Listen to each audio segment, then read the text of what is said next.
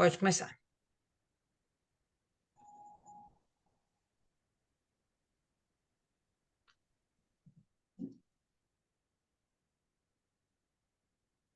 Pode começar, dona Ana.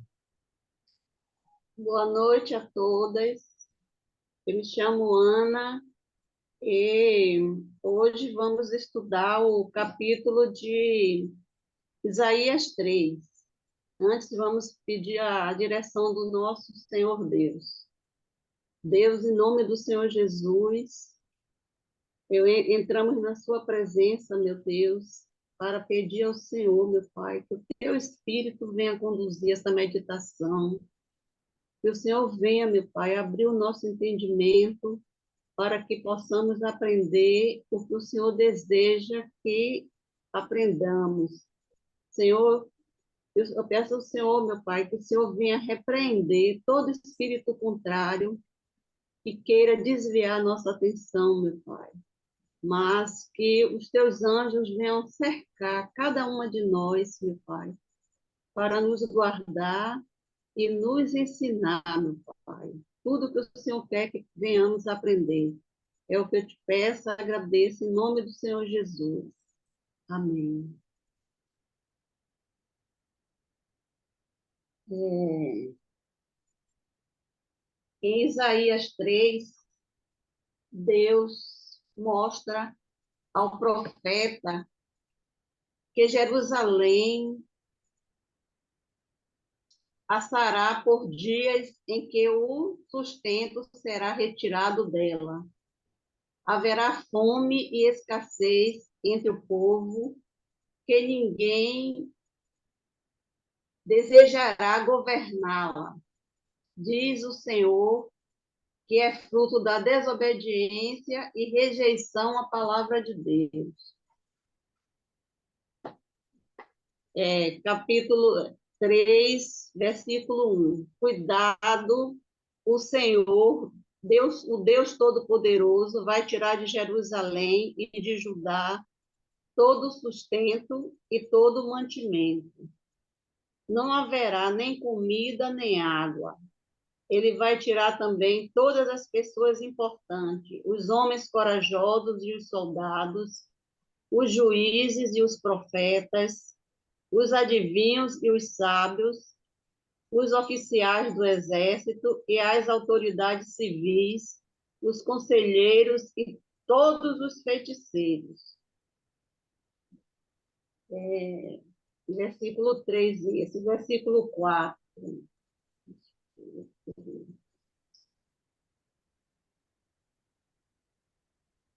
O Senhor escolherá meninos para governar o seu povo. O poder ficará nas mãos de crianças. Todos perseguirão uns aos outros, cada um explorará o seu vizinho. Os jovens não respeitarão os velhos, e gente que não vale nada desprezará as pessoas honestas. Então, eu fiz assim, fui fazendo um resumo desses versículos. O 2, o 3. Deus vai tirar de Jerusalém, de Judá, todo o sustento, todo o mantimento, ele vai tirar também todas as pessoas importantes. A desobediência traria sérias aflições e grandes destruição, como Deus havia alertado em Deuteronômio 28.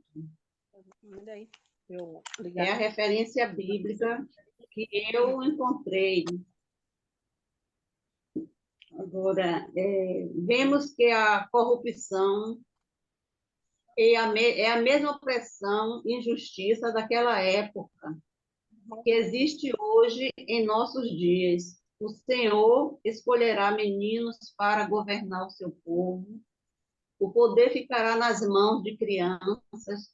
Todos perseguirão uns aos outros. Filhos não respeitam os pais. Os jovens zombam dos mais velhos. Alunos agridem os professores. A violência está em todos os lugares. Deixa eu ver. Lugares. Peraí, que vazio. A desordem impera, e isso é o que acontece quando uma nação perde a sua liderança.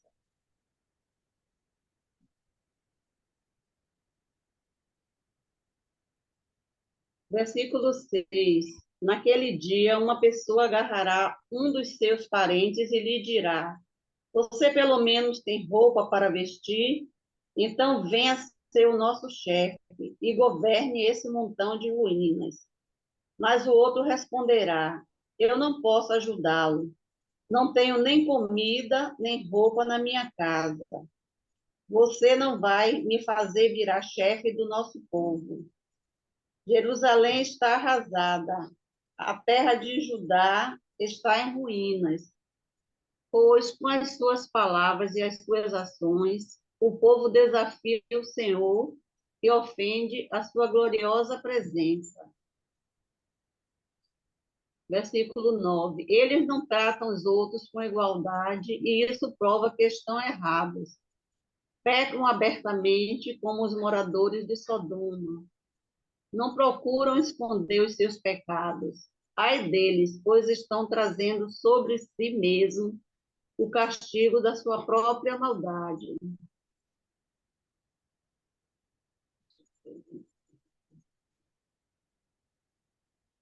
Felizes são as pessoas honestas, pois tudo dará certo para elas, e elas ficarão satisfeitas com aquilo que ganharem com o seu trabalho. Ai dos maus, pois tudo correrá mal para eles. O mal que fizeram aos outros será feito contra eles. No versículo 11. Os justos receberão a recompensa de Deus, e os ímpios receberão sua punição. É desanimador ver os ímpios prosperar, enquanto lutamos para obedecer a Deus e seguir os seus planos, mas vamos continuarmos a continuarmos continuarmos na verdade de Deus e ter ânimo. Deus fará justiça no final e recompensará aqueles que foram fiéis.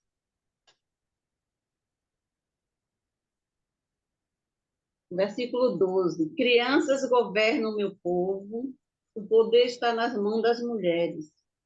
Meu povo, as autoridades estão enganando, meu povo, as autoridades estão enganando vocês. Estão lhes mostrando o caminho errado. O seu Deus vai apresentar a sua causa. Ele está pronto para julgar o seu povo.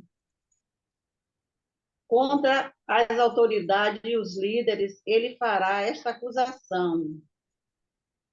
Foram vocês que acabaram com Israel, a minha plantação de uvas. As suas casas estão cheias das coisas que vocês roubaram dos pobres.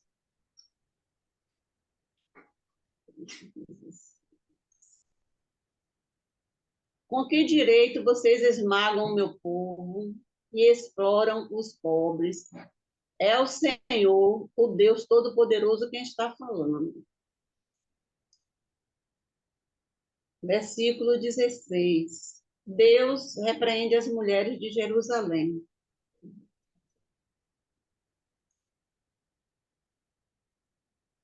O Senhor Deus disse: Vejam como as mulheres de Jerusalém são vaidosas.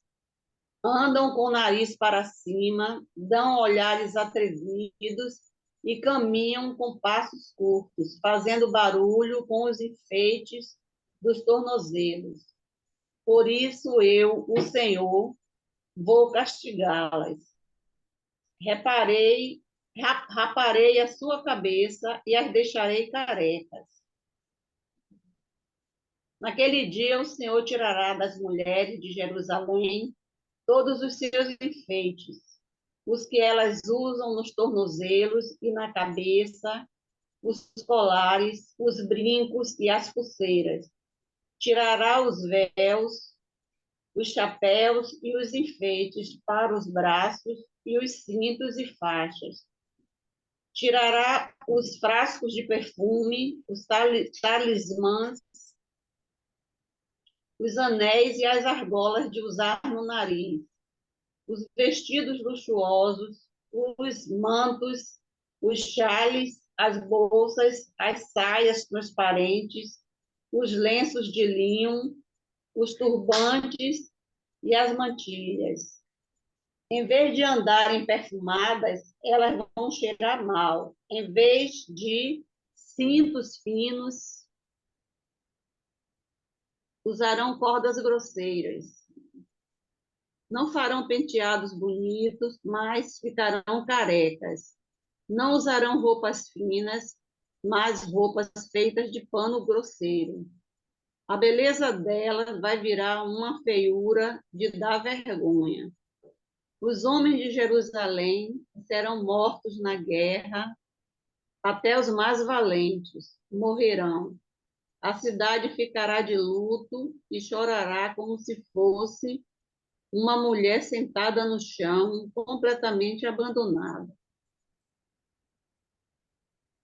As mulheres de Judá deram ênfase à roupa, às joias e não a Deus. Elas se vestiam para serem notadas, para obter aprovação e estar na moda.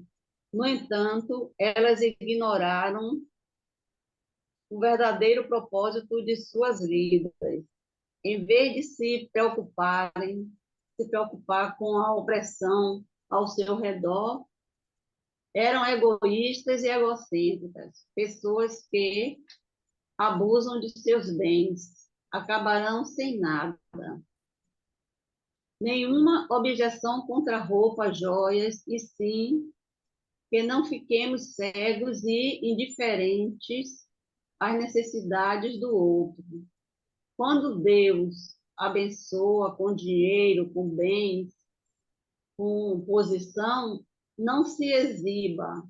Use o que você tem e pode para ajudar ao outro e não para impressioná-lo.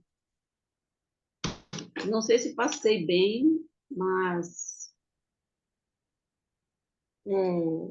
foi realmente o que eu fiz um resumo. Muito bem, dona Ana, muito bom. Vamos só aprofundar um pouquinho mais alguns pontos aí. Está sem som. Hum. Alguém mais não está me ouvindo ou é só dona Ana? Só a dona Ana, talvez ela tenha que sair e entrar novamente. Tá me ouvindo não, dona Ana? Não tá. Não estou ouvindo. Tem que entrar e sair novamente. Opa, sair. Mas aí ela não está ouvindo só você ou todo mundo? Eu acho que ela não está Todo ouvindo mundo. ninguém.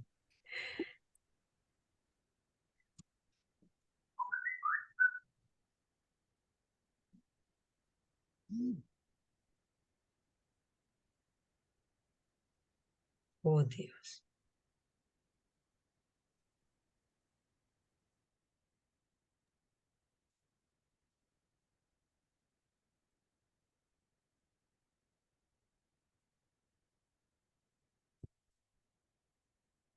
Pronto, eu acredito que ela vai conseguir aí entender.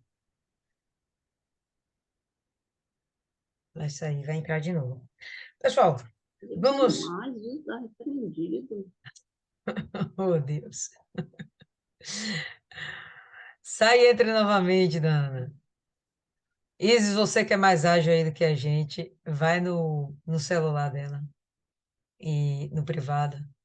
Se for o Você não caso, até dá uma sai. ligadinha. Ai, meu Deus. Deixa eu ver aqui. Maiana, vai lá no privado dela, Maiana, por favor. Aí fala com ela pelo zap. Está me ouvindo? Valeu, Maiana. Pronto, acho que ela acabou saindo. Enfim. Então, vamos voltar aqui, pessoal. Vamos explorar um pouquinho mais o texto. E logo no verso 1 a gente vai ter o seguinte, né? A dona Ana usou uma versão mais simplificada. Eu vou usar aqui uma versão mais tradicional, o Almeida mesmo.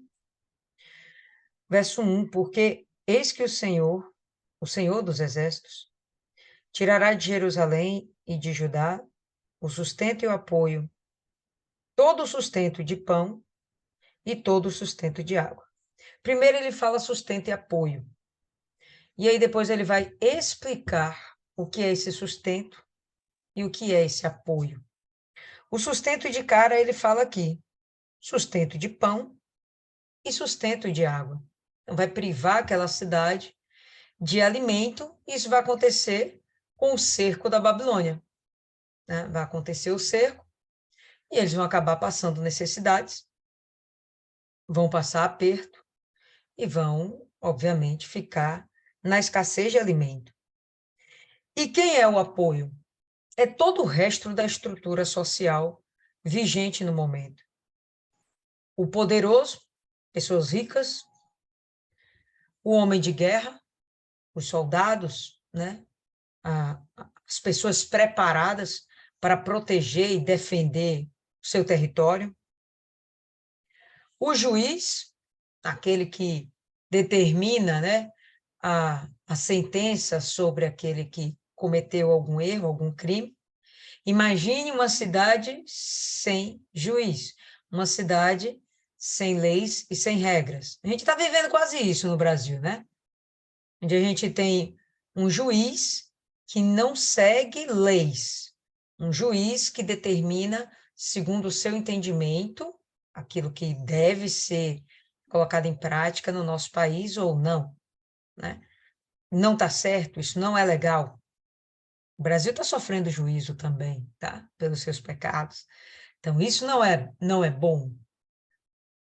Quando a gente perde o rumo, a direção do certo e do errado, as consequências são desastrosas para a nação, né? Então, tudo pode, tudo é permitido, não há uma penalidade, ninguém é julgado. Então, a violência e a corrupção vão andar de mãos dadas e livremente vão caminhar pela nação. É o que nós vemos hoje no país. Mas estamos falando aqui de Judá e de Jerusalém. A mesma coisa, viu, pessoal?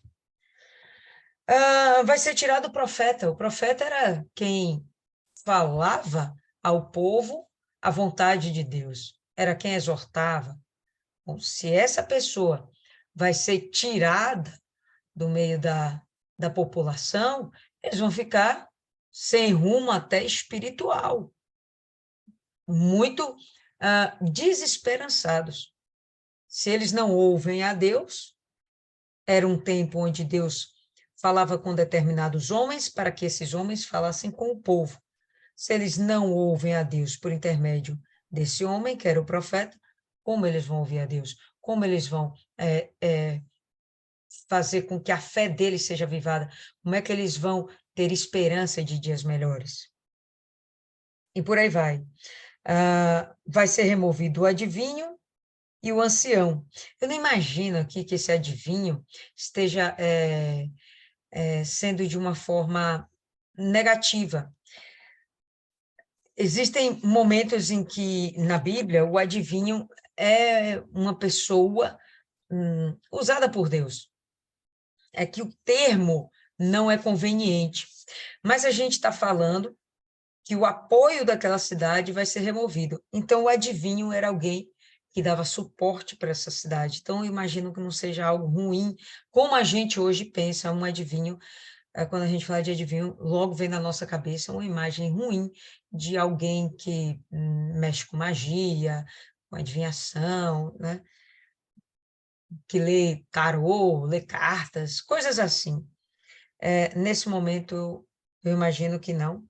É um termo que a gente não tem o hábito, a compreensão do que significava isso aqui para eles, e, sinceramente, Eu também não fui a fundo no termo, porque tem outras coisas mais interessantes aqui. O ancião era aquele cara experiente, aquele que pode dizer, olha, eu já vivi isso e não deu certo. Ou já vivi isso, vai dar super certo. Então, se você não tem alguém experiente na sociedade para ajudar a tomar decisões, vai ficar delicado você tomar decisões mais acertadas. As chances de você errar são maiores. Quando nós somos jovens, inexperientes, vou nem falar jovens, tem jovens que são bastante experientes. Mas quando somos inexperientes, a tendência é que a gente venha tomar cada vez mais decisões erradas. Mas quando somos experientes, aí a voz da sabedoria fala mais alto e a gente toma decisões mais acertadas. Então, vamos ter aqui um território, uma nação que não possui pessoas adequadas para dirigir essa nação.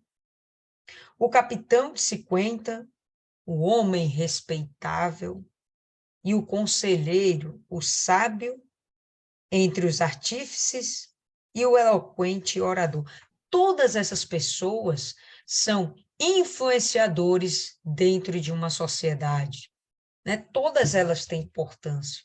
O que é mais importante para a gente? Um soldado ou o capitão? Né? Quem é que vai ter uma voz mais altiva? O sargento ou o general? Por que que as patentes maiores vão ter uma voz mais sólida? Pela experiência que elas têm. Você não vê um jovem, né, um rapaz de 25 anos sendo general. Não, ele não tem experiência para isso, ele não tem vivência para isso. Então, o que o texto está querendo apontar é que essa sociedade vai ficar completamente desorganizada, desamparada de alguém que realmente a conduza, a dirija. E qual a intenção de Deus em fazer isso? Deixá-los realmente desesperançados, desesperados, porque aí, então, talvez eles se voltem para Deus.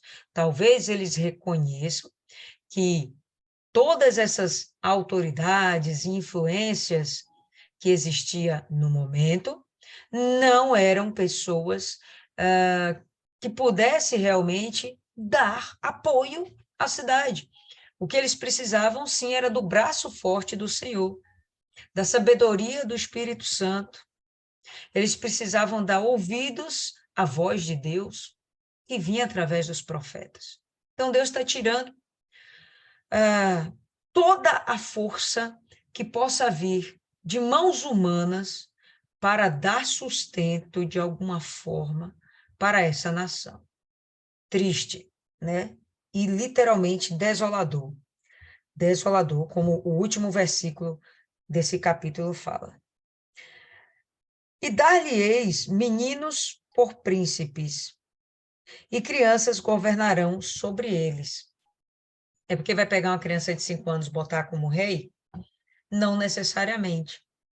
Apesar de que, em reis, nós vimos vários reis sendo levantados, sendo colocados como autoridades políticas dentro de Judá e Jerusalém, com pouca idade.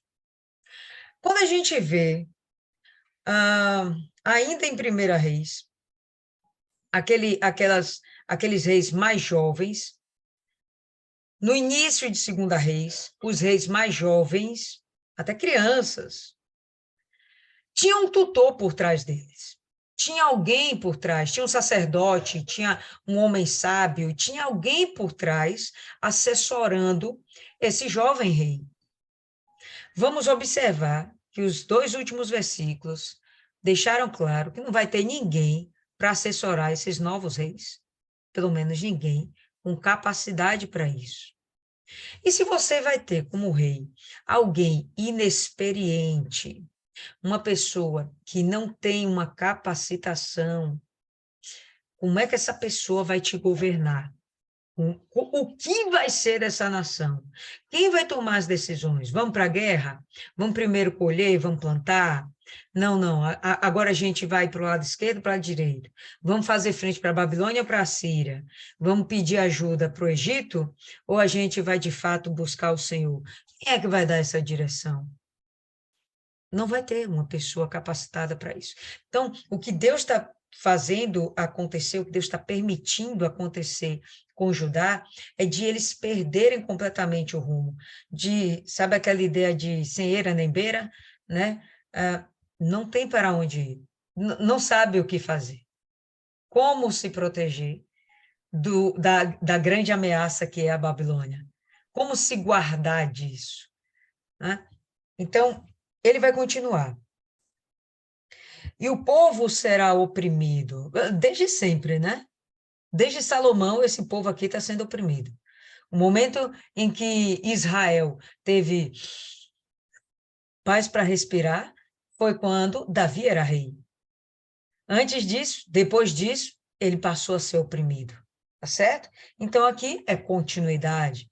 Deus, ele apontando para a opressão social, para o descaso social. Deus mostrando que importava, sim, que todas aquelas pessoas, pobres ou não, tivessem o cuidado do seu rei, que tivesse o cuidado de toda a sociedade, dos seus policiais, dos seus guardas, dos seus juízes, dos profetas, e por aí vai. Deus criou Israel como uma nação onde todos eles deveriam andar integrados, um auxiliando o outro, sem ter aquele que era maior ou aquele que era menor, no sentido de importância para Deus, mas dentro de uma sociedade, ainda que você fosse mais abastado, você teria condição, ou melhor, você teria entendimento, consciência de que você também tinha que ajudar o mais fraco, você tinha que dar um suporte para que ele pudesse se desenvolver além do que ele já possuía, e por aí vai, o doente, né, o enfermo, aquele que não poderia trabalhar, o deficiente, órfãos e viúvas, a gente já sabe que é básico. Então, tinha que ter o cuidado com toda a nação. E aqueles trabalhadores que hoje a gente chama aqui de classe média, aqueles trabalhadores que tinham condição de trabalhar, que ganhavam o seu pão através do seu suor, o sustento vinha através do seu trabalho e do seu suor. Esses daí não tinham seus ganhos apenas para si, eram explorados para bancar os devaneios do seu rei, a corte da sua nação, mas não para seu próprio crescimento, para a nutrição da sua família, para o crescimento da sua casa. Entende? Então, desde sempre, a gente vai perceber aqui o povo sendo oprimido. Não sei como é que está aí na sua versão, mas não está falando do pobre ser oprimido, está falando de todo o povo. E essa opressão ia fazer com que todo o povo se tornasse necessitado, carente, pobre, tá? E um será contra o outro, e cada um contra o seu próximo. O menino se atreverá contra o ancião e o vil contra o nobre. Alguma coisa diferente dos dias de hoje? Quando Jesus fala, né, dos últimos tempos serem quais os tempos de Noé, está falando dessa mesma característica da geração. Na época de Noé, por que Deus decidiu destruir tudo? Porque o homem havia se corrompido de tal forma que não tinha mais jeito. Aí a gente vai ter duas cidades, por exemplo, depois de Noé. Sodoma e Gomorra, não teve mais jeito, destruiu.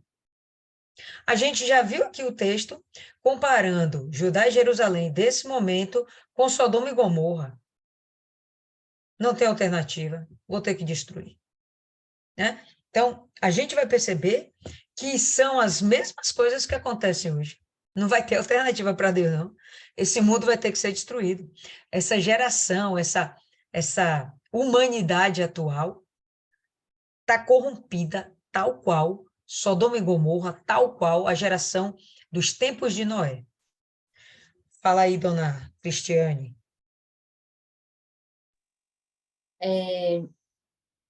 Vamos falar um pouquinho de política, né? Porque aqui Deus ele é muito político, porque o que é para ser político? Político, tanto que tem um meme que fala que tem que ser politicamente correto, porque o político seria assim, a política ela vem com as leis, com as normas, eles têm para organizar, no caso, o país, um estado, uma cidade. Só que Deus, naquela época atrás, ele já tinha feito isso, que no caso seriam as leis. Se esse povo seguisse as leis corretamente, como Deus deixou exatamente perfeito, não iria haver, além dessas confusões, o povo não iria se desviar, não haveria necessidade dessa luta, dessa opressão. Mas o povo deixou as leis de lado, o povo deixou de ser democratas, né? Se assim falando, de lado. Então, eles, pelas escolhas deles, eles começaram a viver uma opressão, essa guerra.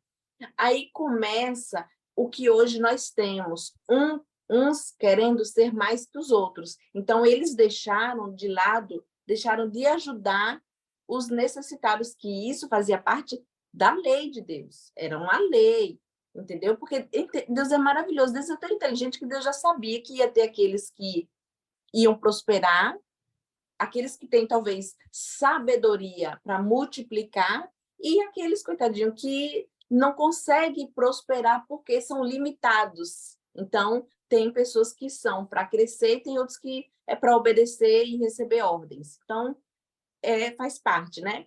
Só que Deus, ele já havia deixado essas leis, mas eles se desviaram. Então, quando chega aqui, que ele fala da opressão, do não cuidado, aqui é o caráter da pessoa, o caráter das pessoas levaram esse povo a esse estado aqui, a esse estágio aqui, a falta de lei. Então, entre a política, hoje também não é diferente.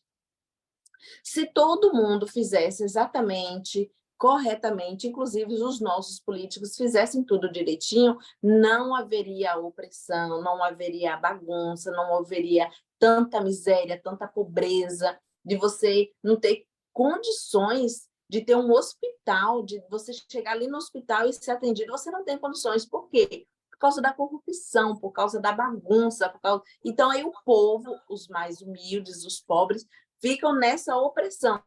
E como Lília falou, aqui fala o povo. Você vê que por mais que tem pessoas prósperas, entre aspas, que têm dinheiro, são pessoas oprimidas. Eles não entendem por que a opressão na vida deles, mas são oprimidos. Se todos seguissem exatamente a lei corretamente, fizessem tudo certinho, não haveria isso. Tanto a lei física do homem, quanto a lei espiritual.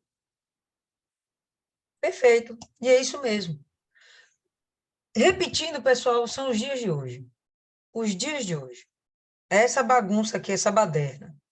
Só que a gente está percebendo aqui que quem fez tudo isso, ou quem acabou incitando tudo isso, foi o próprio Deus, né?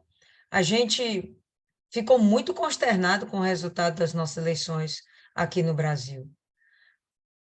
Mas Deus está no controle de tudo. O bacana é o que vem depois. Deus está no controle de tudo, mas não foi uma coisa boa para a nossa nação. Não foi uma coisa boa. Está me parecendo mais um juízo de Deus do que algo positivo para a nossa nação. Vamos em frente, olha só. Quando alguém pegar de seu irmão na casa de seu pai, dizendo: Tu tens roupa, sê nosso governador, e toma sob a tua mão esta ruína, naquele dia levantará este a sua voz, dizendo: Não posso ser médico, não posso ser curandeiro, como possa estar na sua versão, nem tampouco há em minha casa pão ou roupa alguma. Não me vez de constituir governador sobre o povo. Então, eles vão ficar, a decadência moral da nação, a decadência moral chega a tal ponto que eles vão querer que qualquer pessoa que tem uma aparência, as roupas, elas me remetem a uma aparência. Aparência. Aquele que tem aparência de ser um líder, aparência de poder ser um líder. Olha, vem e governa sobre a gente. Coisa de maluco, né? E ao mesmo tempo a gente vai perceber, tudo que esse povo queria era liberdade para fazer o que quisesse. Ok? Mesma coisa de hoje. Eles querem liberdade, as pessoas, a humanidade, a geração atual, quer liberdade para fazer o que quiser. São extremamente egoístas, hedonistas, vivem pelo prazer, pela busca do prazer. Não fazem nem questão de pensar a respeito da sua alma, nem sequer cogitam a possibilidade de vida após a morte. Estão nem aí. Estão nem aí. E se confortam, inclusive, de que não haja vida após a morte. Outros se confortam que, depois da morte a gente vai reencarnar e a gente vai ter possibilidade de fazer coisas diferentes e talvez melhores. Enfim, são pessoas completamente decadentes, mas que ainda assim procuram um líder. Agora me fala, o que é que o líder vai te dar? Não é justamente uma liderança, não é justamente regras, não é justamente ordens? Ele não vai justamente te limitar e dizer exatamente o que você tem ou não tem de fazer? Então, se eu queria toda essa liberdade, por que agora eu estou procurando alguém sobre mim? Aí a gente volta lá nos tempos dos juízes. Israel preocupado porque não tinha um rei. Israel querendo sobre si um jugo. Israel queria sobre si uma liderança. Sempre há uma necessidade de liderança. Toda a humanidade precisa de liderança. Nossos primeiros líderes, papai e mamãe. E obedecemos a eles cegamente até o dia que a gente percebe que podemos ser líderes da nossa própria vida. Só que com experiência, a gente faz muita bobagem, erra pra caramba, e depois a gente reconhece, pô, papai e mamãe tinham razão. Mas nisso já se passaram muitos anos. Isso aqui é o retrato da nossa geração, sem tirar nem pôr. E vai chegar o indivíduo dizendo, olha, eu sou tão decadente moral quanto você, meu amigo. Você quer que eu legisle sobre você? Por quê? Você quer que eu governe sobre você? Por quê? Não tenho a mínima condição de governar essa bagunça. Não tenho a mínima condição de governar essa, como ele fala aqui, essa ruína. Não tem nem o que ser governado, está tudo arruinado. O que vocês esperam de mim? Sou lá eu médico para dar conta disso? Tudo apontando para a incapacidade do ser humano de realizar essa reestruturação sem o poder de Deus. Incapazes. Sempre vai dar errado. E aí vai dar um tempo, 2 tempos, 3 tempos, aquela nação vai acabar falindo, quebrando. Há um tempo atrás, talvez ainda seja, Estados Unidos era a maior potência do mundo. Pela decadência moral que ela está entrando agora, Estados Unidos, pela decadência moral que eles estão entrando agora, eles estão perdendo essa posição. Reflete. Todo mundo sabe que hoje os Estados Unidos é um país em ruínas. É um país em ruínas. Vamos ver lá na Europa? Pessoal, não estou falando só de riqueza, não. Eu estou falando de toda a conjectura. Se a nação, se a população, ela não tem um discernimento, não é bem preparada, vai dar problema. Isso vai ser a ruína da nação. Pessoas egoístas não pensam no próximo. Não tem como haver coletividade com pessoas egoístas. Não tem como a gente ter uma coletividade sem a gente se envolver com o próximo. Mas hoje temos pessoas completamente egoístas. Insano. Mas é verdade. Quando a gente olha para a França, a gente já viu a França como um dos lugares onde o evangelho era pregado tranquilamente. Já não é uma população decadente. Tem outros países lá da Europa, mesma coisa. A população entrando em decadência, a geração entrando em decadência moral. Decadência moral. Jovens que não estão preocupados, isso aqui, ó. Jovem que se levanta contra o ancião. Jovens que se levantam contra a experiência, contra coisas que vão dar certo, contra, como é que a gente fala? O conservadorismo. O que que é o conservadorismo? É manter tudo na ordem. O que é certo tem que ser cultivado. O que é errado tem que ser eliminado, tem que ser cerceado, tem que ser proibido. Isso é conservadorismo. Conservar a família, conservar a vida. O que a gente vê hoje é o progressismo, que é totalmente contrário e é contra a manutenção de uma sociedade democrática, uma sociedade onde habite a paz, onde habite a harmonia. Não tem condição. Fala, Cristiane. Eu só queria acrescentar, quando você está falando aí da moralidade, do quanto Deus leva isso em consideração. Porque desde o início ali, quando Deus fala assim, anda nos meus caminhos e segue as minhas leis, é exatamente isso que você está falando. E você deu o exemplo dos Estados Unidos, foi aonde me deu esse toque, porque os Estados Unidos sempre foi próspero, mas eles, acima de tudo, ali, eles valorizam muito a moralidade e a família, e mesmo sendo, mesmo eles sendo, como é que adoradores de outros deuses, mesmo eles sendo idólatras, Outros. eles sempre tiveram a finalidade de Deus. É diferente de outros países, entendeu? É muito diferente. Mas os Estados Unidos está mudando, como você relatou, e está mudando muito. Se a gente for parar para analisar, vai ver o quanto ele está decaindo, porque está deixando a moralidade e deixar de ser prioridade para eles, como era antes. Não sei se eu estou conseguindo deixar bem claro, mas para Deus, o bom caráter, a moralidade, o que é certo, para ele é fundamental, fundamental. Você quer perder com Deus, é começar a ser desonesto, é começar a fazer as coisas erradas. Aí a gente fala assim, mas é porque está fazendo a vontade do diabo. Não, isso é o caráter da pessoa. O caráter da pessoa para Deus é fundamental. Fundamental. Com certeza. E é isso que a gente está vendo, né? Uma degeneração aqui, dentro da Bíblia, a degeneração da sociedade daquele momento. Então, eles vão querer um líder sobre si e ninguém vai querer governar aquela baderna. Aí no verso 8 a gente vai ter, porque Jerusalém está arruinada e Judá caída, porque a sua língua e as suas obras são contra o Senhor. Então, essa libertinagem que vem dessa tal liberdade acaba afastando essas pessoas de Deus e fazendo com que elas mesmas não tenham estrutura para viver.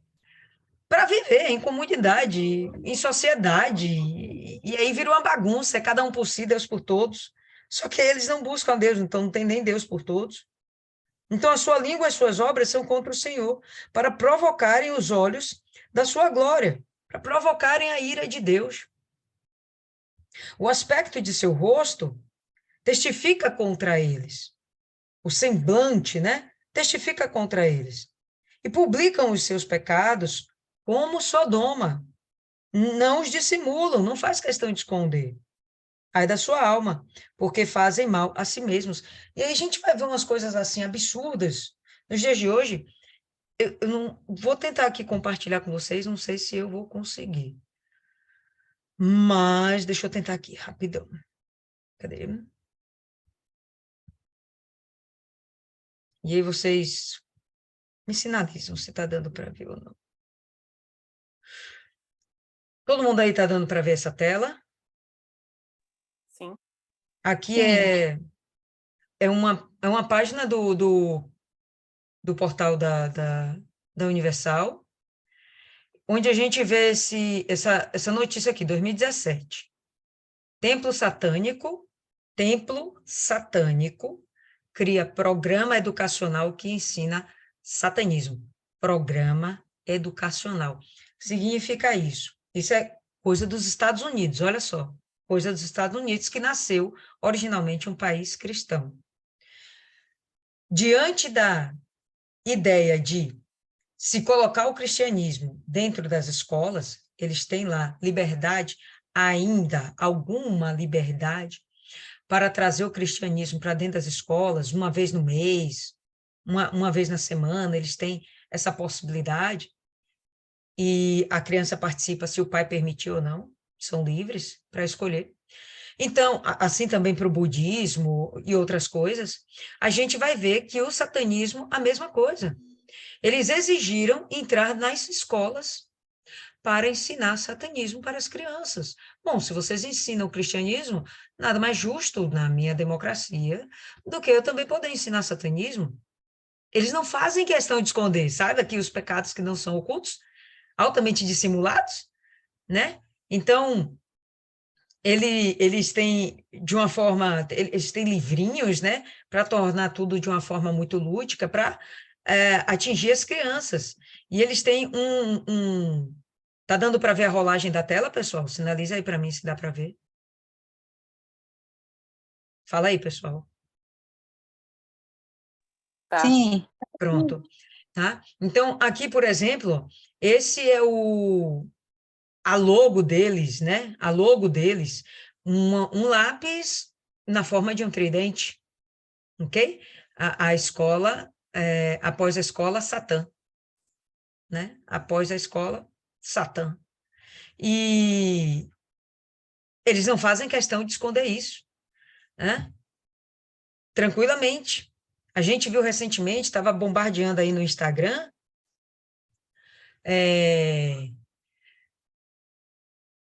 a foto de crianças vestidas com roupas de satanistas, a roda de um pentagrama, e isso era dentro de uma escola, pessoal. Estavam lá tomando aula. Então, em outras palavras, eles não fazem questão de esconder o que eles querem, o que eles acreditam. Vamos mais além. Tá dando para ver aí a rolagem da tela? Tranquilo? Aqui a gente vai ver o seguinte: estudo revela que humanos gostam mais de animais do que de gente. Eu vou ser sincero para vocês, às vezes até eu falo isso. Mas isso é absurdo, vamos considerar, é absurdo. Um animal não tem o mesmo valor de um ser humano, nunca. Nunca, em lugar nenhum do mundo. Nunca. Pode ser o ser humano mais nojento, mais execrável. Não tem o mesmo valor. Não tem valor superior. O execrável é ser humano, ainda tem o valor, é a obra-prima de Deus. Ai, desgarrado de Deus, beleza, mas estamos vivendo momentos de desamor, desinteresse total como a gente pode falar, pela humanidade, pelo ser humano, sabe? Tem coisas aqui mais absurdas, e assim, o que que eu tô querendo pontuar aqui para vocês? De coisas que não agradam a Deus e que anteriormente, há anos atrás, todo mundo fazia. Quem fazia? Todo mundo não. Quem fazia, fazia em silêncio, escondido, dentro do armário, e hoje eles fazem apologia a essas coisas. Então, a gente está vendo aqui exemplo de satanismo, tá bom? Estamos vendo aqui exemplos de um amor maior por animais do que por seres humanos, né? Quem você ajudaria numa situação de desgraça? O animalzinho ou um ser humano? Essa criança aqui é linda. Tem seres humanos que não são tão lindos. E se fosse uma criança que não fosse tão linda? Que fosse feinha? Quem você ajudaria? O animalzinho ou a criancinha? Coisas assim que revelam a deixa eu ver, como eu poderia dizer, a temperatura da ética e da moral da nossa geração. Outras coisas aqui absurdas. Absurdo, absurdo. Tá dando para ver a rolagem? Isso aqui foi em 2016, né? Não é tão recente. Canadá legaliza parcialmente sexo com animais. Isso já existiu antes? Oxe, desde antes de Noé. Mas quando você viu falar de legalizar, tornar isso uma coisa normal, normatizar isso aí?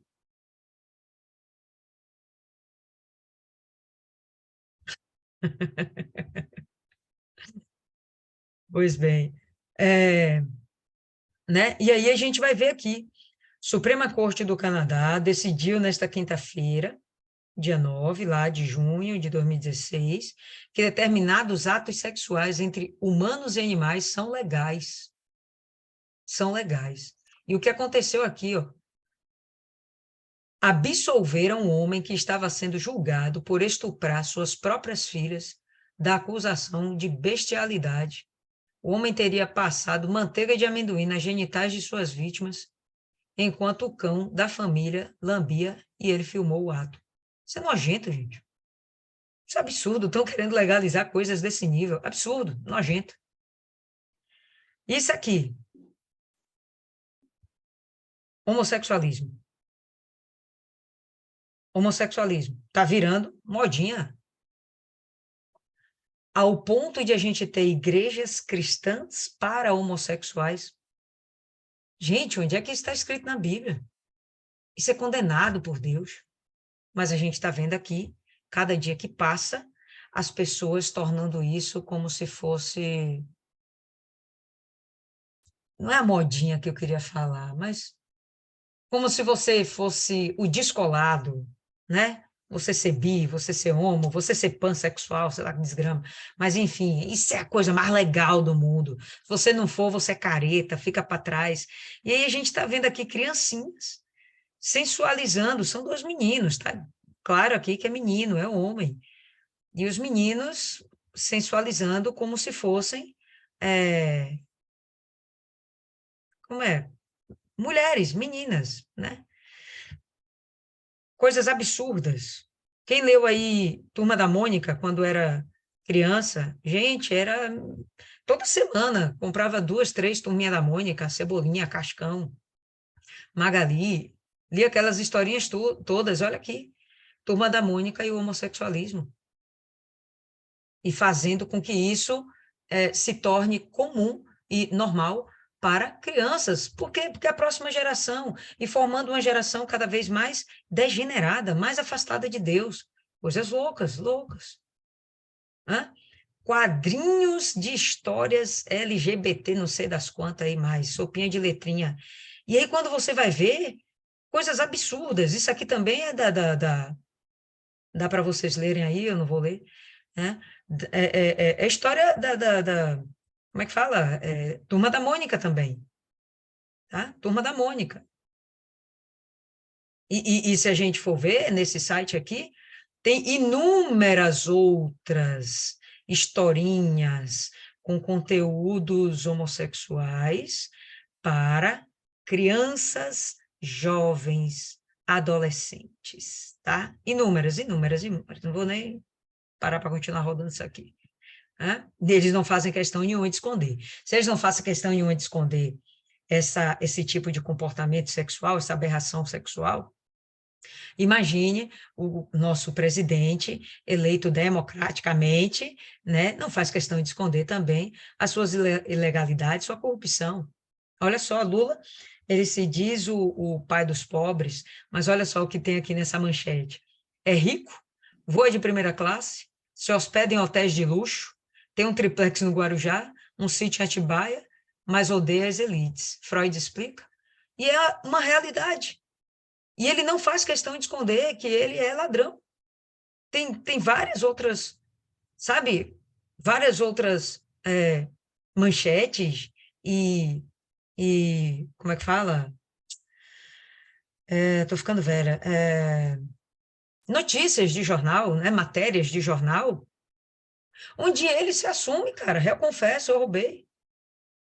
Eu roubei, mas eu tenho coragem de dizer que eu roubei, eu sou mais sincero do que os outros, sou mais sincero do que Jesus, sou mais santo do que Jesus, né, safado. Enfim, deixa eu ver aqui. Espera aí rapidinho.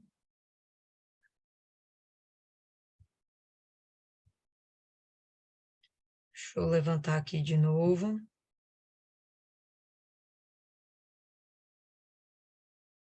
Aqui eu não vou ter condição de mostrar para vocês, é um vídeo, mas é um discurso que ele fala, só vou mostrar aqui o que está escrito, eu não tenho condição de mostrar o áudio desse vídeo para vocês, mas ele está se declarando, e ele fala assim, ó, se as delações continuarem, nenhum de nós escapa. Ele dizendo, né, na época das delações premiadas, ele assumindo, olha, se continuar essas delações têm que parar, tem que ser presas essas pessoas e ponto final. E ele dizendo, porque se continuar essas delações, nenhum de nós escapa aqui. Isso aí, ele estava fazendo uma conferência, olha lá, ó, Confederação Nacional dos Metalúrgicos, né? Uma conferência, nessa conferência, ele estava lá confessando que todos ali não escapariam, porque todos ali eram, de alguma forma, criminosos, né? Aí a gente vai ter aqui outra coisa louca, pedofilia. Grupo que defende pedofilia cria partido político na Holanda. Eu estou pegando, assim, coisas de todo mundo, entende, pessoal? Coisas soltas. Tem muito mais aberração da humanidade que a gente poderia dizer aqui, mas eles querendo legalizar isso, a gente já tem dentro do Brasil também, legalizar a pedofilia. Como é isso? Como é isso? Não faz sentido, sei lá, eu não compreendo isso, tá? E aí a gente tem aqui essa frase que eu achei bem interessante do Cortella, Mário Cortella, onde ele fala assim, a paz que estão criando crianças soberanas, a gente viu o texto aqui falando, né, de se colocar crianças como governantes. Então, a paz que estão criando crianças soberanas e não autônomas. Também esquecem que a família não é uma democracia, não é. Um conceito político que se aplica a um conjunto de cidadãos com direitos iguais, ok, mas isso é dentro de uma sociedade, dentro da família, não, ele fala. Uma família pode ser uma estrutura participativa, mas não democrática. Por quê? Porque tem um pai e uma mãe para dizer o que é certo, o que é errado, até onde você pode ir, onde você não pode ir. Então, essas coisas, a gente está vendo, né, as crianças hoje tomando uma posição dentro da sociedade onde são mini príncipes, mini rainhas, né, mini reizinhos, e eles mandam e desmandam nos pais. Uma coisa, enfim, coisas que a gente está vendo aí, onde a gente percebe aqui justamente o que está escrito no verso 9. O aspecto do seu rosto testifica contra eles. Publicam os seus pecados, como Sodoma. Não dissimulam, ai da sua alma, porque fazem mal a si mesmos. Por mais que eles estejam levando esse tipo de pensamento, essa ideologia para frente e contaminando, inclusive, as novas gerações, tudo bem. Eles estão corrompendo muita gente, mas o pior é para a alma deles, porque o sangue dessas almas que se perderão será cobrado da cabeça deles. Não tem como a gente pensar diferente, mas haverá um juízo muito mais pesado para essas pessoas que são influenciadoras e estão querendo ditar normas de comportamento que são contra toda a vontade de Deus, contra a lei de Deus. Pode falar aí, Cristiane. Aqui no livro de Romanos, no capítulo 2, no versículo 12, ele fala sobre isso. Paulo fala assim, ó, porque todos os que sem lei pecarem, sem lei também perecerão. Você vê que o pessoal ali já está sendo julgado, né? Já está acontecendo o julgamento ali. E todos os que, sob a lei, pecarem, pela lei serão julgados. Porque os que ouvem a lei não são justos diante de Deus, mas os que praticam a lei hão de ser justificados. Porque quando os gentios que não têm lei fazem naturalmente as coisas que são da lei, não tendo eles lei, por si mesmos são lei. Quer dizer, muita gente já me pergunta assim, mas e o meu avô, meu bisavô que não chegou a ouvir a palavra de Deus e vão ser julgados como? Pela atitude deles, pelo caráter deles. Se eles eram pessoas boas, vão ser julgados pelo bem que eles faziam. E se eles eram mal, pessoas vão ser julgadas também, né? Os quais mostram a obra da lei escrita em seus corações, testificando juntamente a sua consciência e seus pensamentos, quer acusando-os, quer defendendo. Quer dizer, isso que Deus está fazendo ali, você vê que aqui em Romanos está escrito, né? E não mudou nada. Dessa forma que Deus estava ali, fazendo juízo naquele povo, nós estamos aqui no Novo Testamento, acontecendo do mesmo jeito, milhões de gerações depois, que isso vai continuar acontecendo, né? Os julgamentos e a falta de obediência às leis é onde chega a tudo isso que você está falando aí. Pois é. E não sou nem eu que falo, né? É a Bíblia. Sim. A autoridade maior aqui, nossa. A Bíblia. Aí no verso 10 a gente vai ter assim: dizei ao justo que bem lhe irá, porque comerão do fruto das suas obras. Ai do ímpio, mal lhe irá, porque se lhe fará o que as suas mãos fizeram. Então, esse é o momento aqui que a gente sente um refrigério, é uma palavra de consolo, tá? Porque o que Deus está falando assim, justo, você pode até padecer um tempo na mão desses opressores, na mão dessas pessoas, e ter que vivenciar essas experiências tristes, desagradáveis, enojantes. Mas isso é por um tempo. É só por um tempo. Porque você vai comer do fruto das suas obras. Sua obra não é justa? Fica tranquilo, vai dar certo. Agora, ai do ímpio, a gente sabe que o ai vem do gemido, de dor, de um juízo, de um castigo. Mal lhe irá, porque se fará o que as suas mãos fizeram. Pode até que nesse momento eles prosperem, pareçam ser muito felizes. Eu estava vendo outras notícias assim loucas, né? O número de atrizes e pessoas assim hollywoodianas, não só de Hollywood, né? Do cinema, do teatro, aqui do Brasil também, e que se assumiram homossexuais, bissexuais, não sei mais, transexuais, e não tinha nenhuma foto delas, pessoal, com a cara triste e abatida. Todas elas estavam com um sorriso, uma alegria no rosto, no rosto. Mas, com certeza, não era o que a alma delas estava sentindo. Não era aquela alegria. Era uma falsa alegria, um momento para tirar uma foto legal. Mas se a gente pudesse conviver com essas pessoas, a gente ia ver o quão tristes e amargas, com certeza elas são. Não por serem homossexuais, mas por fugirem da vontade de Deus. Não dá. A consciência acusa. Elas têm que viver brigando com a consciência o tempo todo. Homossexual é só um exemplo. A gente poderia dar outros exemplos aqui. Os feiticeiros, tá? Pessoas que desagradam a Deus, enfim. Não são pessoas completas, não são plenas. Enfim, Deus está dizendo que o juízo vai vir sobre cada uma delas também. Os opressores do meu povo são crianças, e mulheres dominam sobre ele. Quando Deus coloca aqui mulheres dominam sobre ele, as feministas logo vão ficar em pânico, né? Esse deve ser um dos versos que as feministas gostariam de tirar da Bíblia. Na verdade, elas gostariam de deletar a Bíblia, né, da humanidade. Mas quando Deus fala isso aqui, ele não está sinalizando como sendo algo bom. Ele está apontando como algo ruim. Mulheres governam vocês. Se a gente for imaginar, pô, tem mulheres que são muito bacanas. A presidente lá mesmo eleita na Itália, conservadora, entendeu? A mulher chegou para transformar a Itália, para moralizar a bagunça que estava. Pelo menos ela vai tentar, ou está tentando, é o discurso dela. Mas por que seria ruim mulheres como governantes, como líderes?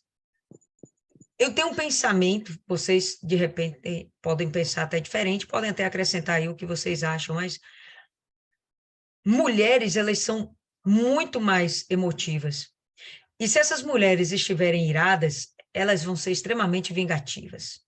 E se essas mulheres forem muito cordiais com alguém, amorosas com alguém, elas vão ser, como é que fala? Elas vão ceder, elas vão ser muito cooperadoras dessas pessoas afins a ela. Aonde, o que eu quero dizer? As mulheres, elas não vão ter o devido equilíbrio quando elas deveriam ter. O homem, ele vai ser mais racional. O homem vai ser mais racional, de uma forma que ele não vai pesar tanto, ele não vai ou ceder tanto para alguém. Pelo menos em princípio, é isso que se espera de um bom governante, de um bom líder, que não haja uma pendência para lá, uma pendência para cá. E as mulheres não são assim. Eu já vi alguns documentários a respeito da Alemanha, na época do nazismo, na época do Holocausto, existiam algumas mulheres envolvidas com aquilo. Foi um documentário que eu li, pessoal, isso tem algum tempo, não vou lembrar, foi no YouTube, um documentário que eu assisti. E, gente, as bichinhas eram más, muito piores do que até o próprio Hitler. Só para vocês terem noção, eram más. Gente ruim, gente ruim. Então, se a mulher, meu irmão, tiver com ódio, ela vai ser ruim, ela vai ser vingativa, não presta para ser uma boa governante, por quê? Porque é emotiva, tá? Então, eu penso dessa forma. Os opressores do meu povo são crianças, e hoje, literalmente, não estou falando nem criança como governante, estou falando que hoje criança oprime a família, criança oprime pai, criança oprime mãe, criança oprime professor, entendeu? Criança oprime quem estiver na frente, eles são reizinhos hoje, né? Foi dada a eles uma autoridade que não jamais lhes poderia ser dada. De criança ligar para conselho tutelar para denunciar pai e mãe que estão disciplinando eles. Absurdo, tá? Então, os opressores do meu povo são crianças, pessoas inexperientes, as mulheres dominam sobre ele, pessoas que não que em princípio não têm o devido equilíbrio para tomar decisões. Ah, povo meu, os que te guiam te enganam, né? Não tem jeito, eu vou ter que lembrar do nosso presidente. Os que te guiam te enganam e destroem o caminho das tuas veredas. Eles realmente destroem os caminhos que a gente tem, né? Os caminhos da moralidade, os caminhos da espiritualidade. Não há um incentivo do nosso atual governo, por exemplo, para isso. Governo do Estado, governo municipal, não temos. Não temos nem liderança de bairro. Não temos, não tem. Ninguém que estimule, que incentive o desenvolvimento espiritual dentro de uma população. Pelo menos eu não vejo. Martiane. Boa noite, gente. Vocês estão conseguindo me ouvir? Sim, pode falar. Então, eu cheguei um pouco tarde, mas pelo pouco que eu pude ouvir, eu sei que tem uma mulher, né? A gente consegue entender que esse pessoal está muito, muito perdido, porque a gente começa a ver muitos movimentos, a gente começa a ver as pessoas denominando sexualidades, né, que até então eram desconhecidas, mas que hoje vêm à tona, né, e aí porque um disse, eu sou, um exemplo, Aí eu sou assexuada, aí vem outra pessoa, o que é isso? Aí a pessoa vai e fala, não, não sinto atração por nada, nem ninguém. Então eu acho que eu também sou isso. Então, tipo, pessoas que até então não tinham nenhum conhecimento de nada, eram pessoas que antes das informações, né, desses tipos, desses movimentos, não tinham nenhum problema, né? E tem até uma pintora fez bastante história, né? Ela era da Alemanha. Quem quiser pode pesquisar depois, que foi conhecida como Lili Elbe, né? E era um homem, né? Que fez o transplante, foi transgênero, né? Para virar uma mulher.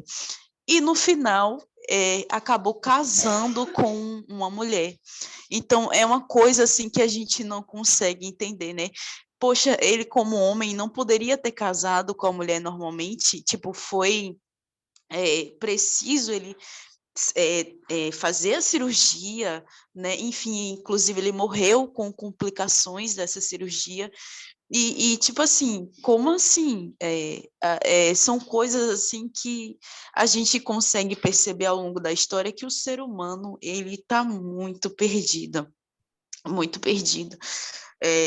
Recentemente, né? Às vezes eu vejo assim Instagram, essas coisas assim, eu nem gosto muito de ver, porque a gente às vezes acaba vendo coisas que, tipo assim, você é forçado a ver, né? Tipo assim, você passa o dedo, lá vem. Então, você passa o dedo e lá vem. E quem me conhece sabe que eu nem sigo, assim, tantas pessoas, eu só sigo as essenciais, né? Mas mesmo assim, você acaba vendo coisas que você não queria ver. E aí tinha lá uma mulher, né? Tipo, só para chamar atenção, eu gosto de tal coisa do meu namorado. Aí depois ela, mas eu já beijei a minha amiga. Aí, tipo, não, mas eu não suporto isso no meu namorado. Aí depois, mas será que eu sou isso? Aí, tipo, sabe, uns questionamentos que, se a gente for tirar nosso tempo para ler os comentários, a gente vai ver milhões de pessoas perdidas nesse mesmo pensamento, né? E pessoas até que, tipo assim, não tinha nenhuma noia dessa na cabeça, mas por terem visto esse vídeo, terem lá visto, né, se identificaram. Eu tenho isso também. Nossa, eu acho que eu estou passando por isso também. Então a gente vê que, na verdade, o ser humano ele está muito vazio, muito vazio. E isso não é de agora. Isso não é de agora. Eu estava conversando com a esposa do pastor ontem sobre um assunto, né? E aí ela deu a opinião dela e eu dei a minha opinião. E, tipo assim, nós chegamos a uma conclusão, né? Que a ciência, ela tem a mania de procurar uma desculpa para tudo, né? Para algo que é espiritual, lá vem a ciência e inventa que não é a ciência. Isso não tem nada a ver. E se a gente for avaliar esses casos aí que foram trazidos, né, o que é que a ciência diz? Que a criança nasceu com os dois genes, é por isso que é um menino com comportamento de menina. Mas para o lado espiritual, o que é isso? A gente sabe o que é isso, espiritualmente falando. A gente sabe o que isso significa, mas a ciência coloca uma desculpa para isso. A mesma coisa, o arrebatamento. A gente sabe que vai acontecer, mas o que é que a ciência vai fazer? Vai criar uma tese de que o arrebatamento não é um arrebatamento e que, enfim, foram, sei lá, abduzidos, né? Sei lá, pelos ETs, não sei qual a tese que eles vão criar, mas, resumidamente, eles sabem que as profecias vão se cumprir. O apocalipse vai acontecer Se não fosse assim, eles não estariam criando, né, construções subterrâneas fortíssimas, né, para fugirem de fenômenos da natureza que vão vir aí, né? Enfim, é uma questão de a gente tem que ter muito cuidado, pessoal. A gente tem que ter bastante cuidado, porque o diabo, ele é sagaz. O diabo, ele não é burro. Ele não é burro. Tem muita gente que tira onda. Ah, não, o diabo não me derruba. O diabo, quem não, é um derrotado. Mas, gente, ele está anos-luz à nossa frente, estudando a humanidade. E está escrito que o Senhor Jesus, os dias serão abreviados para que os escolhidos eles não venham se perder, porque tipo até os escolhidos correm risco de se perder. Tamanha sagacidade do mal. E é isso que eu queria.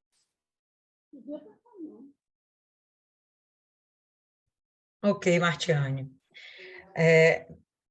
Falando até da questão ainda das mulheres, quem é o grupo que mais trabalha para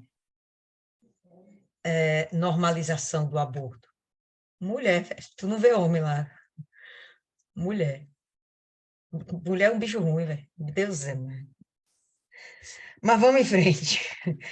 Aí a gente vai ter o seguinte. Verso 13. O Senhor te levanta para pleitear e põe-se de pé para julgar os povos. O Senhor entrará em juízo contra os anciãos do seu povo, contra os seus príncipes. E é que fostes vós que consumistes esta vinha. O espólio do pobre está em vossas casas, né? E Dona Ana chegou a comentar isso aí, tá bom? Quando a gente vê aqui vinha, consumiste essa vinha, estamos falando de Judá, certo? Essa vinha, mais uma alegoria aqui, tá? Estamos falando de Judá. Então, o Senhor vai entrar em juízo contra Judá por causa dos anciãos, porque não exortaram, não disciplinaram, entendeu? Por causa dos seus reis, seus príncipes, porque não exortaram, não disciplinaram a nação e se envolveram com a idolatria, de modo que eles vão ser julgados, mas vocês também, porque vocês levaram eles à corrupção, tá? E o espólio do pobre está em vossas casas, mais uma vez sinalizando para a exploração da população, tá? Então, quando a gente fala do espólio, seria algo que pertenceria ao cidadão, é meu espólio, isso me pertence, não, está na casa dele. Aí eu me lembro do colchão de 42 mil, né? Que, ó, eu vou ficar calada, vamos voltar para aqui para o texto. Verso 15. Que tendes vós, e esmagais o meu povo e moeis as faces dos pobres. Diz o Senhor Deus dos exércitos. Quem são vocês? Onde estão com a cabeça que vocês estão maltratando assim? O meu povo escolhido, pessoal, a gente não está falando do Brasil, não. Tá? Brasil, merece tudo que está sofrendo. Mas a gente está falando do povo eleito, escolhido, o queridinho do papai. Judá, queridinho. Jerusalém, queridinho do papai. Então, ele tem amor por essa população. Lógico que tem amor por a gente também, mas ele está apontando para essas pessoas aqui, pô, por que vocês estão fazendo isso com o meu povo? Por que vocês estão explorando desse jeito o meu povo? Ele está indignado, certo? E além de vocês explorarem, ainda descaminham o meu povo. Diz ainda mais o Senhor: porquanto as filhas de Sião se exaltam e andam com o pescoço erguido, lançando olhares impudentes, e quando andam, caminham saltitando, fazendo tinitar com os seus pés. As filhas de Sião, podemos entender como sendo as mulheres? Pode. Mas não é só, tá? A gente está falando de toda Jerusalém e de todos os seus cidadãos, né, que estão andando no salto alto, né? Foi Dona Mara, eu acho que outro dia que falou, né? Ou foi Maiana, né? No fundo do poço de salto alto. Então, são pessoas que estão andando de salto alto completamente, como fala, sem empatia com o resto da população, com o resto das pessoas, né? Portanto, o Senhor fará tinhoso o alto da cabeça das filhas de Sião, e o Senhor porá a descoberto a sua nudez, que era um escândalo você andar, Dona Ana trouxe aí na versão dela, né? Vai rapar a cabeça, né? Mas o que ele está falando aqui é do escândalo, da vergonha que vai acontecer com Israel, com Judá, com Jerusalém. Esse povo vai ser envergonhado, esse povo vai ser levado cativo, esse povo vai ter exposto a sua nudez. A gente já falou isso antes, acho que foi no capítulo 1. O que acontecia quando eles levavam cativo? Essas pessoas eram despidas, iam caminhando da sua cidade natal, né, da sua terra de origem, da terra invadida, dominada, até a capital do país dominador. E eles iam nus, a vergonha era exposta. E eles perdiam tudo aquilo que poderia ser uma ostentação, era perdida. E eles iam passar a trabalhar como escravos, né? E iam trabalhar nos moinhos. E aí a gente vai ver mais aqui, ó. Então, naquele dia tirará o Senhor os ornamentos dos pés, as toucas, os adornos em forma de lua, pendentes, braceletes, estolas, os gorros, os ornamentos das pernas, os cintos, caixinhas de perfumes, os brincos, anéis, joias no nariz, vestidos de festa, mantos, chales, bolsas, espelhos e o linho finíssimo, os turbantes e os véus. Tudo aquilo que poderia ser ostentação vai ser removida da população, tá? Toda a população. E será que, em lugar de perfume, haverá mau cheiro? E por cinto, uma corda, em lugar da encrespadura de cabelos, calvície, né? Carequice. E em lugar de veste luxuosa, pano de saco. Queimadura em lugar de formosura. Teus homens cairão à espada, e os teus poderosos a peleja. Então, novamente apontando que não são só mulheres, estamos falando de toda a nação. E aí ele vai falar que os homens cairão à espada, porque na guerra vão perder, vão morrer. Os poderosos serão mortos na peleja. A guerra está com a vitória garantida para o povo inimigo. E as suas portas gemerão e prantearão. Por quê? As portas de Judá, as portas de Jerusalém foram destruídas, os muros de Jerusalém foram destruídos, né? A cidade ficou desprotegida. O que protegia aquela cidade? Seus muros, vai ser tudo destruído. As portas estarão abertas, as portas gemerão. E ela, desolada, se assentará no chão, que a gente já viu que essa ideia de se assentar no chão aponta para o fato dessas pessoas estarem sendo escravas nos moinhos, né? E aí a gente vai ver que há uma desolação total, uma perda da sua identidade, a perda do seu território, e eles perdidos dentro das suas próprias concupiscências, né?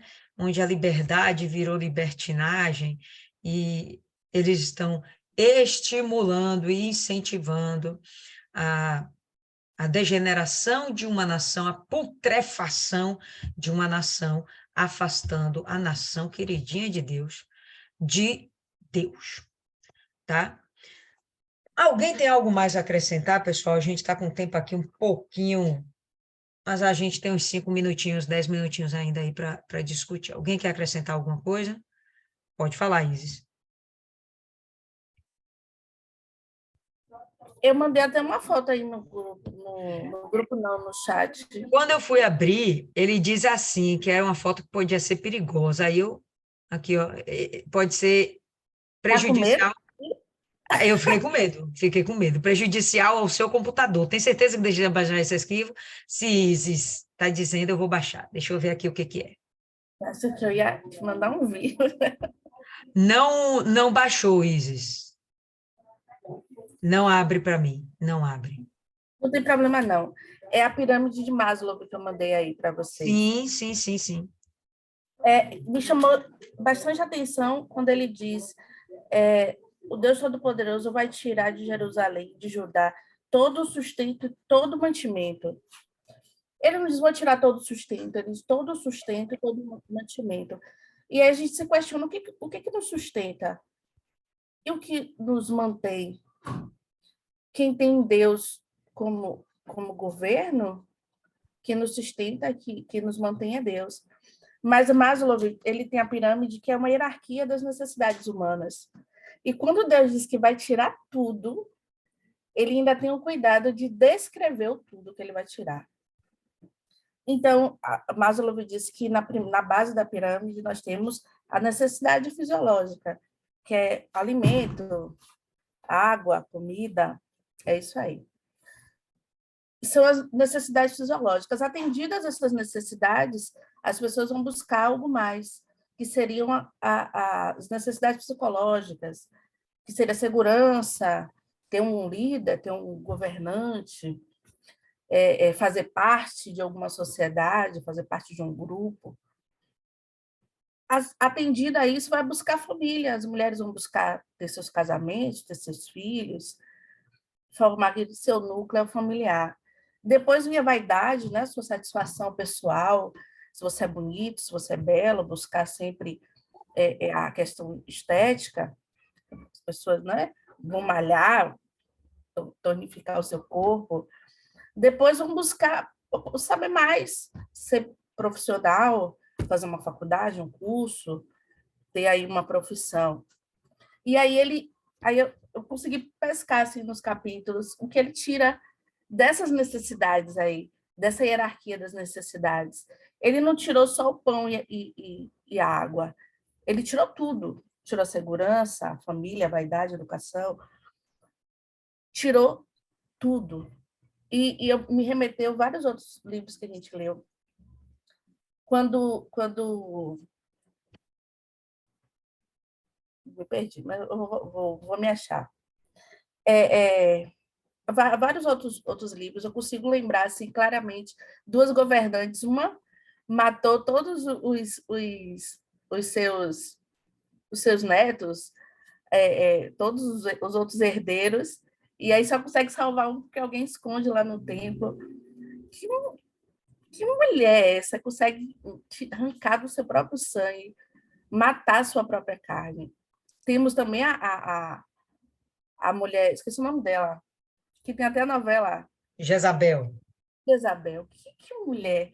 Mesmo para o mal, a gente consegue ver algo interessante nessa mulher. Então, as mulheres, elas são maravilhosas, elas são muito boas, são capazes de muita coisa. E, para mim, quando elas são boas, mas quando elas são mais, ou é Maria Teresa de Calcutá, né? A daqui da Bahia, que não lembro o nome, e virou santa, Irmã Dulce. uma doce, ou é a Jezabel da vida. E eu estou escrevendo o meu TCC sobre violência obstétrica. E a minha orientadora, ela é não diria que ela é feminista, mas ela tenta sempre levar o meu trabalho para esse caminho, eu sempre desviando, porque não é o que eu acredito. O meu título era de um jeito, ela queria botar para meu corpo, minhas regras. Eu não vou fazer isso, porque o trabalho é meu, eu não acredito nisso, eu acredito que nosso corpo é templo do Espírito Santo. Mas se eu não tivesse hoje na igreja, talvez eu acataria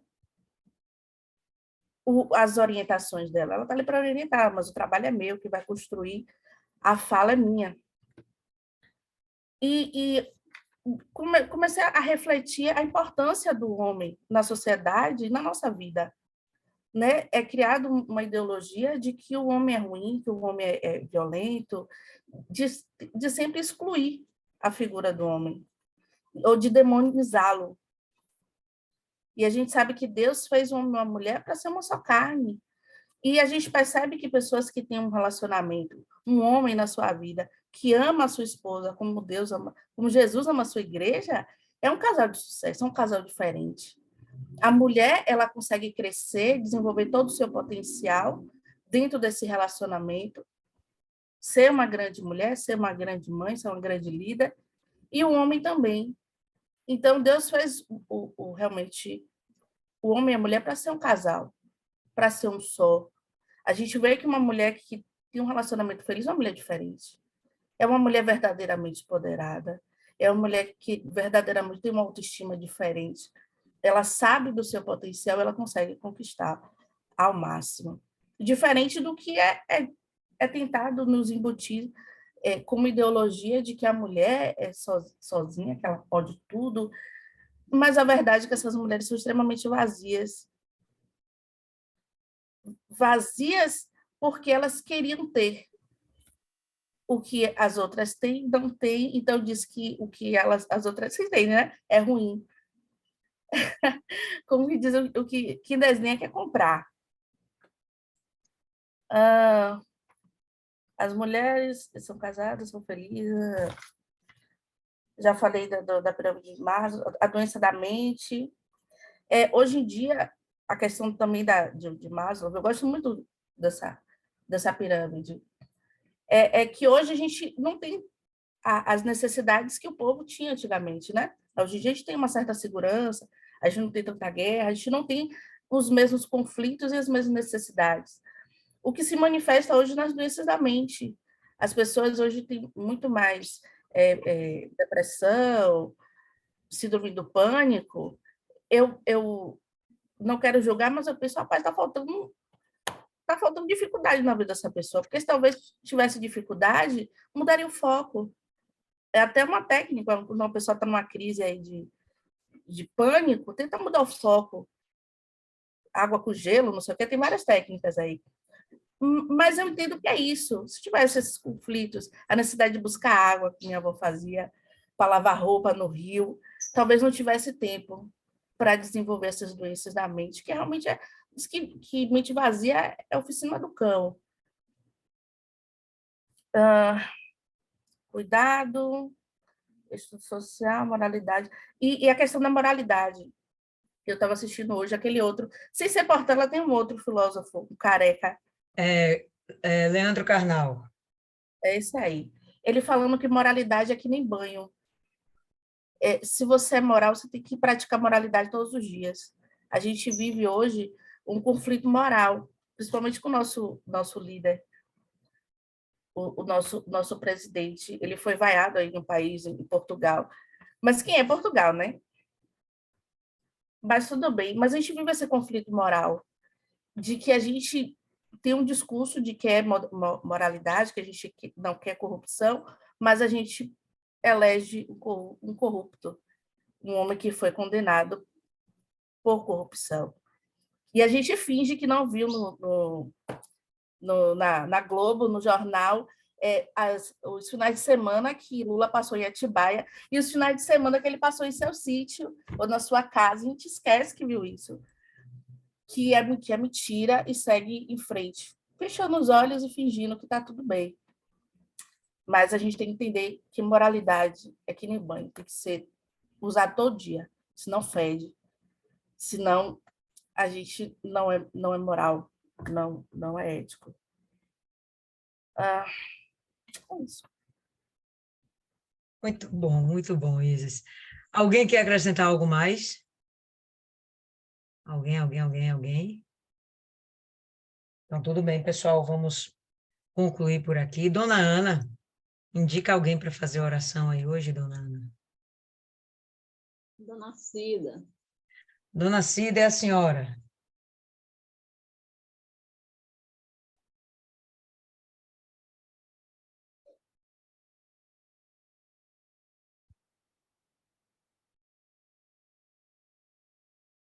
Abre aí, vai dar certo. Aí. Pronto. Vamos lá. Meu Deus e meu eterno Pai, em nome do Senhor Jesus, entramos na tua santa e gloriosa presença, meu Pai. Como os estudos mostram, meu Deus, sempre o Senhor dando chances, né? E o povo querendo voltar à escravidão. Como nos tempos de hoje, Pai. O Senhor abre e fecha a porta, mas o povo, meu Pai, sempre querendo ser arruinado. Meu Deus, o Senhor dá chance. Como pessoas dizem, que Deus perverso. Que Deus perverso o quê? Que Deus perverso o quê? Eu pergunto, eu falo, eu explico. Não é perverso não, porque Ele dá oportunidades. Se ele fosse perverso, ele acabava com a humanidade. Então, meu Deus, o Senhor é bom, o Senhor é maravilhoso, Pai. Eu te amo, te louvo, te agradeço, meu Deus. Desde já, meu Pai, coloca, meu Deus, em nós a vontade, meu Pai, de estar presente nesta aula. Como eu falo, meu Pai, essa preciosidade, aprendendo mais e mais sobre o Senhor, Deus. O Senhor é maravilhoso, Pai. Toma conta, meu Pai, da gente. Toma conta da nossa família. Visita cada um de nós, meu Deus. Visita, meu Deus, a nossa igreja. Dá discernimento cada dia mais, meu Pai, ao nosso líder, aos nossos pastores, meu Pai, aos nossos obreiros, Senhor. Cada dia mais, meu Pai, não deixa não, meu Deus, a gente se esfriar na fé, não. Meu Deus, o Senhor não é com quem olha para trás, meu Pai. Quem coloca a mão no arado não pode voltar atrás. Não é que o Senhor vai fazer, o Senhor vai exterminar com a gente, não. A gente próprio, meu Deus, escolhe as nossas vontades, meu Deus. O Senhor é maravilhoso, Deus. Eu entrego, meu Pai, esta noite nas tuas mãos, e esse dia que vai nascer, eu entrego também, meu Pai. Eu, a minha família e toda a família do Grupo Sacrifício, Senhor. Em nome do Pai, do Filho e do Deus que é Espírito e que é Santo, que é o teu Espírito, meu Pai. Amém. E graças a Deus. Amém, pessoal. Por hoje é só que a gente tem que guardar, para mim, assim, só resumão agora, resumão do resumão, buscar a nossa santificação, buscar santidade. A gente tem que estar separado do mundo, porque esse mundo está em estágio de putrefação. Ok? A gente se reencontra na quinta-feira.